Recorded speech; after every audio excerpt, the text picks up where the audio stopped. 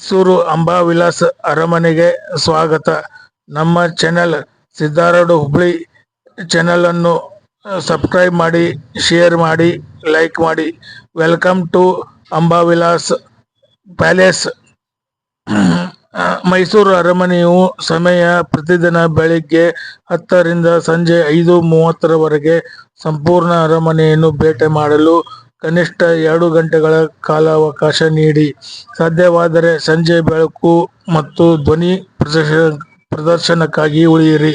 ಇದು ಮೈಸೂರು ಸಾಮ್ರಾಜ್ಯದ ಅದ್ಭುತ ಇತಿಹಾಸವನ್ನು ನಿಮಗೆ ತಿಳಿಸುತ್ತದೆ. ಮೈಸೂರು ಅರಮನೆಯಲ್ಲಿ 2 ಬೆಳಕು ಮತ್ತು ಧ್ವನಿ ಪ್ರದರ್ಶನಗಳಿವೆ. ಇವುಗಳ ವಿವರಗಳು ಕೆಳಗಿನಂತಿವೆ. ಮೈಸೂರು ಅರಮನೆಯಲ್ಲಿ ಕನ್ನಡ ಬೆಳಕು ಮತ್ತು ಧ್ವನಿ ಪ್ರದರ್ಶನ ಪ್ರತಿ ಸೋಮವಾರ, ಮಂಗಳವಾರ ಮತ್ತು ಬುಧವಾರ ಸಂಜೆ 7 ಗಂಟೆಗೆ. ಶನಿವಾರ ಇದನ್ನು ರಾತ್ರಿ 8:15ಕ್ಕೆ ಪ್ರಸಾರ ಮಾಡಲಾಗುತ್ತದೆ. ಇದರ ಟಿಕೆಟ್ ಬೆಲೆ 70 ರೂಪಾಯಿ. ಮೈಸೂರು ಅರಮನೆಯಲ್ಲಿ ಇಂಗ್ಲಿಷ್ ಬೆಳಕು ಮತ್ತು ಧ್ವನಿ ಪ್ರದರ್ಶನ ಗುರುವಾರ, ಶುಕ್ರವಾರ ಮತ್ತು ಶನಿವಾರ ಸಂಜೆ 7ರಿಂದ 8ರವರೆಗೆ ನಡೆಯುತ್ತದೆ. ಇದರ ವಯಸ್ಕರಿಗೆ 90 ರೂಪಾಯಿ. ಸಂಜೆ ಮೈಸೂರು ಅರಮನೆಗೆ ಭೇಟಿ ನೀಡುವ ಪ್ರಮುಖ ಆಕರ್ಷಣೆಗಳಲ್ಲಿ ಒಂದು ಅದರ ದೀಪಾಲಂಕಾರ. ಇಡೀ ಅರಮನೆಯು 97,000ಕ್ಕೂ ಹೆಚ್ಚು ವಿದ್ಯುತ್ ಬಲ್ಬ್ಗಳಿಂದ ಬೆಳಗುತ್ತಿದ್ದು ನೋಡಲು ಸುಂದರವಾಗಿರುತ್ತದೆ. ಬೆಳಕು ಮತ್ತು ಧ್ವನಿ ಪ್ರದರ್ಶನದ ನಂತರ ಅರಮನೆಯು ಪ್ರತಿದಿನ 15 ನಿಮಿಷಗಳ ಕಾಲ ಬೆಳಗುತ್ತದೆ. ದಸರಾ ಹಬ್ಬದ ಸಂದರ್ಭದಲ್ಲಿ ಮೈಸೂರು ಅರಮನೆಗೆ ಭೇಟಿ ನೀಡುವುದು. ಮೈಸೂರು ಅರಮನೆಗೆ ಭೇಟಿ ನೀಡಲು ಉತ್ತಮ ಸಮಯವೆಂದರೆ 10 ದಿನಗಳ ದಸರಾ ಉತ್ಸವದ ಸಮಯದಲ್ಲಿ.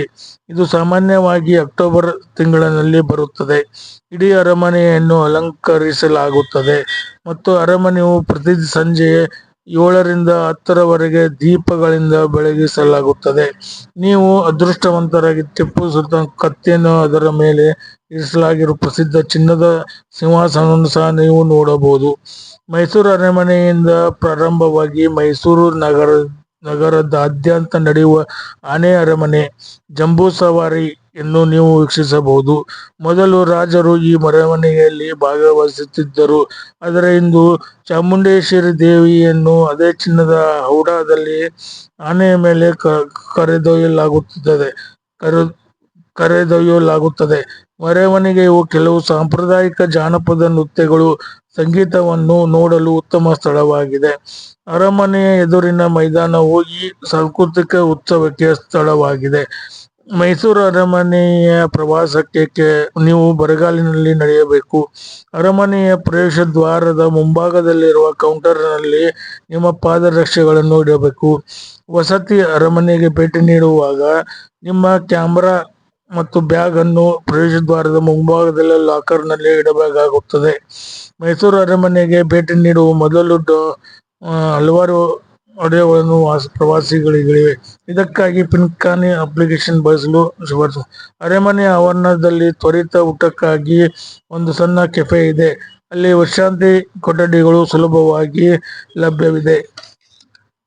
ಈ ಅರಮನೆ ಖಂಡಿತವಾಗಿಯೂ ಭವ್ಯವಾಗಿ ಕಾಣುತ್ತದೆ. ವಾಸ್ತುಶಿಲ್ಪ ಶೈಲಿಗಳ ಮಿಶ್ರಣ ನನಗೆ ತುಂಬಾ ಇಷ್ಟ, ತುಂಬಾ ಆಸಕ್ತಿದಾಯಕ. ಮತ್ತು ಗೊಂಬೆ ಕಾರಿಡಾರಿನ ಕಲ್ಪನೆ ನನಗೆ ತುಂಬಾ ಇಷ್ಟ. ಮತ್ತು ದಸರಾ ಉತ್ಸವವು ತುಂಬಾ ಮೋಜಿನಂತೆ ಧ್ವನಿಸುತ್ತದೆ. ಗೊಂಬೆಗಳ ಎಲ್ಲಾ ವ್ಯವಸ್ಥೆಗಳನ್ನು ನೋಡಿದರೆ ಅದು ಆಸಕ್ತಿದಾಯಕವಾಗಿರುತ್ತದೆ. ಅರಮನೆಯ ಉಳಿದ ಭಾಗವು ಅಷ್ಟೇ ಸುಂದರವಾಗಿ ಕಾಣುತ್ತದೆ. ಅರಮನೆಯಾದ್ಯಂತ ಬಣ್ಣಗಳು, ಕಲಾಕೃತಿಗಳು ನಾನು ಇಷ್ಟಪಡುತ್ತೇನೆ ಮತ್ತು ಅಂಗಳ ಮತ್ತು ವೃತ್ತಾಕಾರದ ಮೆಟ್ಟಿಲುಗಳ ನೋಟವನ್ನು ನಾನು ಇಷ್ಟಪಡುತ್ತೇನೆ. ಉತ್ತಮ ಮಾರ್ಗ ನಾನು ಎಂದಾದರೂ ಭೇಟಿ ನೀಡಲು ಸಾಧ್ಯವಾದರೆ ಸಹಾಯಕವಾಗುತ್ತದೆ. ಸ್ಲ್ಯಾಮ್ ಅನ್ನು ಕಡಿಮೆ ಮಾಡಲು ಪ್ರಯಾಣದ ದೋಷದಿಂದ ಹುಟ್ಟಿದ ಚಂಚಲ ಶಕ್ತಿ ಚೆಂಡು. ಚಿತ್ರದ ಮೇಲೆ ಕ್ಲಿಕ್ ಮಾಡಿ. ಮೈಸೂರು ಅರಮನೆಯ ಇತಿಹಾಸ. ಮೈಸೂರು ಅರಮನೆಯ ಇತಿಹಾಸವು 13ನೇ ಶತಮಾನಕ್ಕೆ ಹಿಂದಿನದು.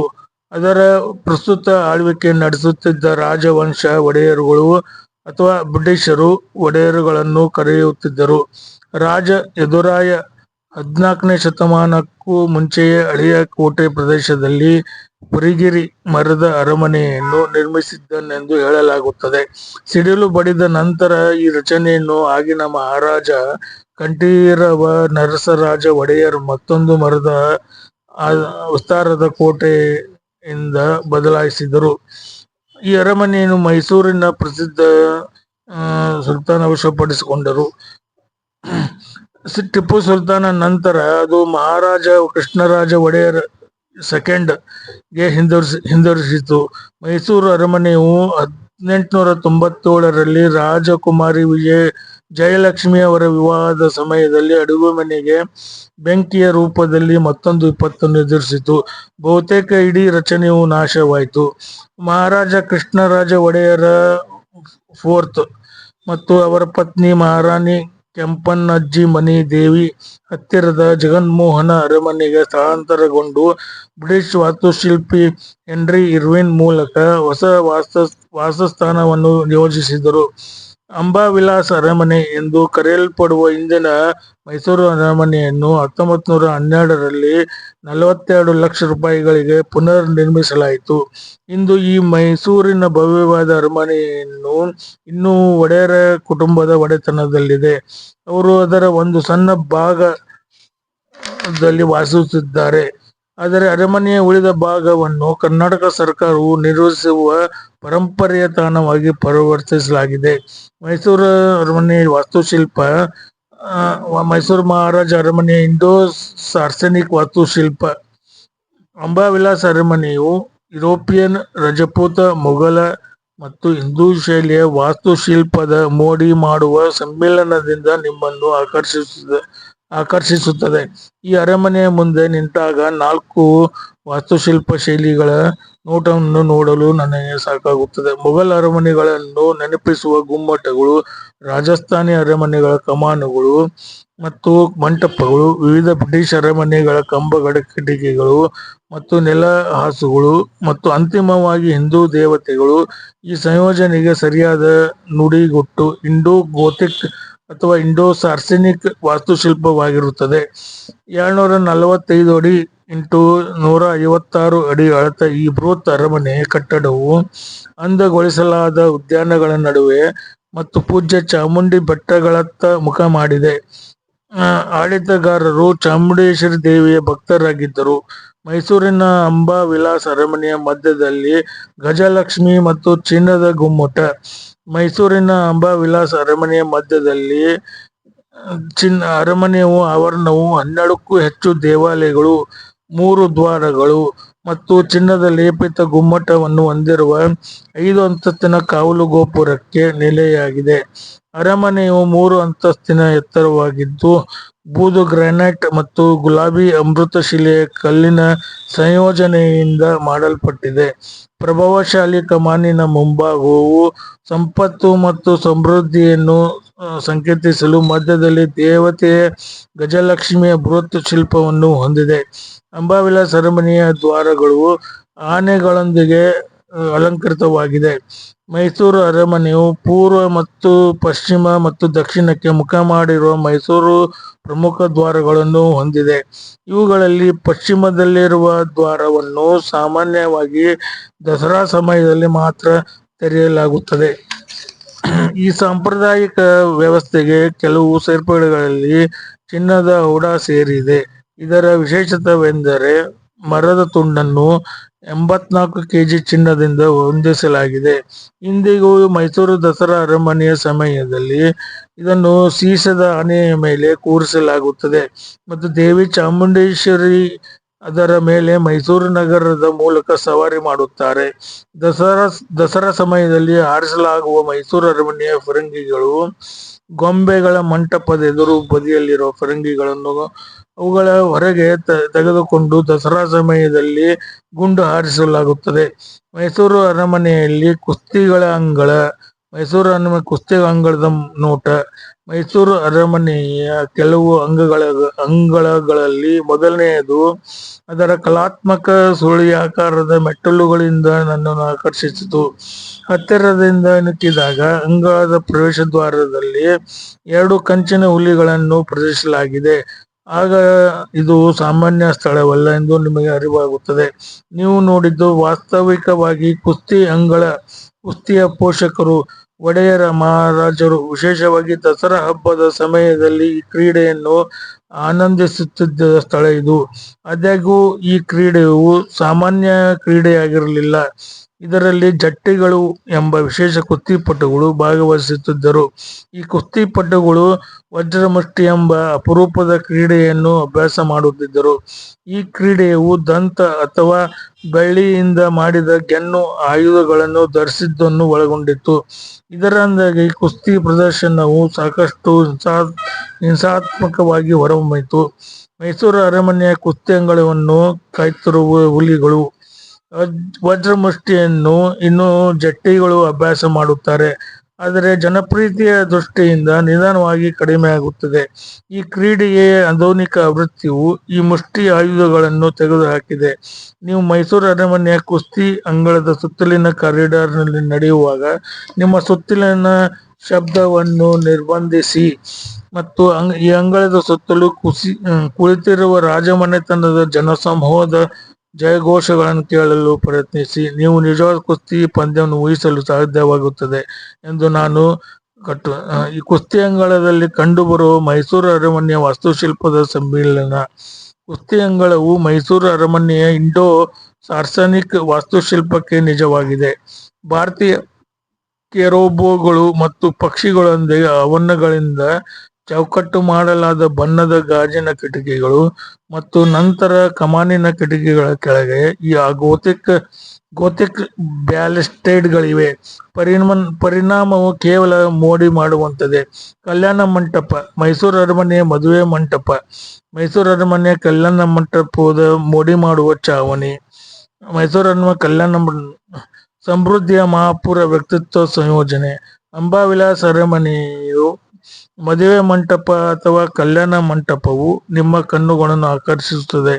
ನವಿಲುಗರಿಗಳು, ಸುಂದರವಾದ ಹೂ ಬಣ್ಣಗಳಿಂದ ತುಂಬಿರುವ ಸೂಕ್ಷ್ಮವಾದ ಬಣ್ಣದ ಗಾಜಿನ ಚಾವಣಿಗಳಿಂದ ಸಂಪೂರ್ಣ ಚಾವಣಿಯನ್ನು ಸ್ಕಾಟ್ಲೆಂಡಿನಲ್ಲಿ ತಯಾರಿಸಿ ಇಲ್ಲಿಗೆ ತರಲಾಗಿದೆ. ಅಷ್ಟಭುಜಾಕೃತಿಯ ಮಂಟಪದ ಸುತ್ತಲಿನ ಹಸಿರು ಕಬ್ಬಿಣದ ಕಂಬಗಳನ್ನು ಸರಿದೂಗಿಸುವ ಅದ್ಭುತವಾದ ಗೊಂಚಲು ಚಾವಣಿಯಿಂದ ನೇತಾಡುತ್ತದೆ. ಗೊಂಚಲು ಯುರೋಪಿನಿಂದ, ನಿರ್ದಿಷ್ಟವಾಗಿ ಚೆಕೋಸ್ಲೋವಾಕಿಯಾದಿಂದ ತರಿಸಲಾದ ಮತ್ತೊಂದು ಕಲಾಕೃತಿಯಾಗಿದೆ. ಗೊಂಚಲು ವಿದ್ಯುತ್ತಿನಿಂದ ಚಲಿಸುತ್ತದೆ. ಇದು ಮೈಸೂರು ಅರಮನೆಯ ಬಗ್ಗೆ ಒಂದು ಸಂಗತಿಯನ್ನು ನನಗೆ ಹೊಸದಾಗಿ ವಿವರಿಸಲಾದ ಅರಮನೆ ವಿದ್ಯುತ್ತಿನಿಂದ ಬೆಳಗಿದ ಮೊದಲ ಕಟ್ಟಡಗಳಲ್ಲಿ ಒಂದಾಗಿದೆ.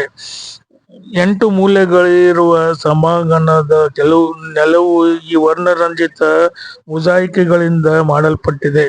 ಇದರೊಂದಿಗೆ 8 ನಕ್ಷತ್ರವು ಮಂಟಪದ ಮಧ್ಯಭಾಗವನ್ನು ರೂಪಿಸುತ್ತದೆ. ಬಹುಶಃ ದಿನದ ನಕ್ಷತ್ರವು ಸುಂದರವಾದ ಸಿಂಹಾಸನದ ಮೇಲೆ ಕುಳಿತಿದ್ದ ಸ್ಥಳ ಇದಾಗಿರಬಹುದು.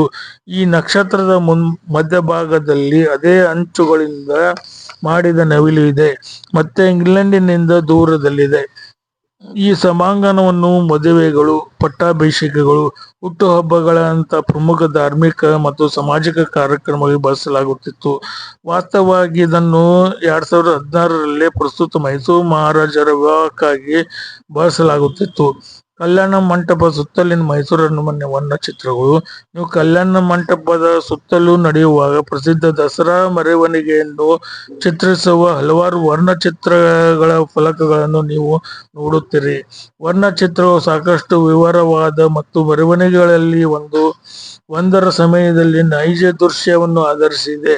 ಪ್ರಸಿದ್ಧ ಸೇಂಟ್ ಫಿಲೋಮಿನಾ ಚರ್ಚ್ ಬಳಿ ಬ್ರಿಟಿಷ್ ಸೈನಿಕರನ್ನು ಚಿತ್ರಿಸುವ ಒಂದು ವರ್ಣಚಿತ್ರವಿದೆ. ಎಲ್ಲ ವರ್ಣಚಿತ್ರಗಳನ್ನು ಮೈಸೂರು ಮಹಾರಾಜರು ಕರ್ನಾಟಕದ ಅತ್ಯುತ್ತಮ ಕಲಾವಿದರಿಗೆ ನಿಯೋಜಿಸಿದ್ದರು. ಮೈಸೂರು ಮಹಾರಾಜರ ಅರಮನೆಯಲ್ಲಿರುವ ಭಾವಚಿತ್ರ ಗ್ಯಾಲರಿ ನಿಮ್ಮನ್ನು ರಾಯಲ್ ವೆಡ್ಡಿಂಗಿಗೆ ಆಹ್ವಾನಿಸದೇ ಇರಬಹುದು, ಆದರೆ ಛಾಯಾಚಿತ್ರವನ್ನು ನೋಡುವುದು ಯಾವಾಗಲೂ ಖುಷಿ ನೀಡುತ್ತದೆ. ಕಲ್ಯಾಣ ಮಂಟಪದ ಬಳಿ ಇರುವ ಪೋರ್ಟ್ರೇಟ್ ಗ್ಯಾಲರಿಯು ರಾಜಮನೆತನದ ಛಾಯಾಚಿತ್ರಗಳು ಮತ್ತು ವರ್ಣಚಿತ್ರಗಳಿಂದ ತುಂಬಿದೆ. ಈ ಛಾಯಾಚಿತ್ರಗಳಲ್ಲಿ ಹೆಚ್ಚಿನವು ಮೈಸೂರಿನಲ್ಲಿ ತೆಗೆದುಕೊಳ್ಳಲ್ಪಟ್ಟವು, ಆದರೆ ಆಗ ತಂತ್ರಜ್ಞಾನವು ಹೊಸದಾಗಿದ್ದರಿಂದ ಇವುಗಳನ್ನು ಇಂಗ್ಲೆಂಡಿನಲ್ಲಿ ಅಭಿವೃದ್ಧಿಪಡಿಸಲಾಯಿತು. ಎಡಭಾಗದಲ್ಲಿ ಶಿಶುವಾಗಿ ಕೃಷ್ಣರಾಜ ಒಡೆಯರ್ ಅವರ ರಾಜ ರವಿವರ್ಮ ಚಿತ್ರಕಲೆ. ಎಡಭಾಗದಲ್ಲಿ ವರ್ಮ ಚಿತ್ರಕಲೆ.